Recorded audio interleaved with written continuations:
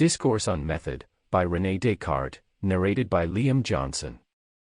Discourse on the Method of Rightly Conducting the Reason, and Seeking Truth in the Sciences. By René Descartes. Prefatory note by the author. If this discourse appear too long to be read at once, it may be divided into 6 parts.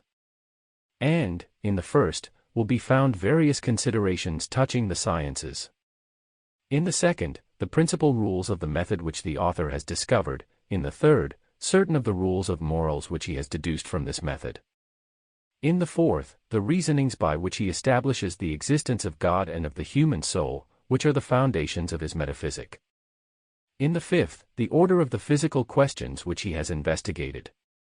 And, in particular, the explication of the motion of the heart and of some other difficulties pertaining to medicine, as also the difference between the soul of man and that of the brutes. And, in the last, what the author believes to be required in order to greater advancement in the investigation of nature than has yet been made, with the reasons that have induced him to write. Part 1.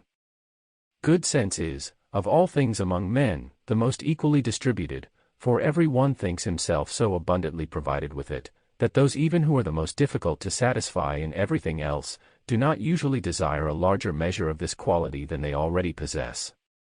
And in this it is not likely that all are mistaken. The conviction is rather to be held as testifying that the power of judging aright and of distinguishing truth from error, which is properly what is called good sense or reason, is by nature equal in all men. And that the diversity of our opinions, consequently, does not arise from some being endowed with a larger share of reason than others, but solely from this, that we conduct our thoughts along different ways, and do not fix our attention on the same objects. For to be possessed of a vigorous mind is not enough, the prime requisite is rightly to apply it. The greatest minds, as they are capable of the highest excellences, are open likewise to the greatest aberrations, and those who travel very slowly may yet make far greater progress, provided they keep always to the straight road, than those who, while they run, forsake it. For myself, I have never fancied my mind to be in any respect more perfect than those of the generality. On the contrary, I have often wished that I were equal to some others in promptitude of thought, or in clearness and distinctness of imagination, or in fullness and readiness of memory. And besides these, I know of no other qualities that contribute to the perfection of the mind. For as to the reason or sense, inasmuch as it is that alone which constitutes us men, and distinguishes us from the brutes, I am disposed to believe that it is to be found complete in each individual.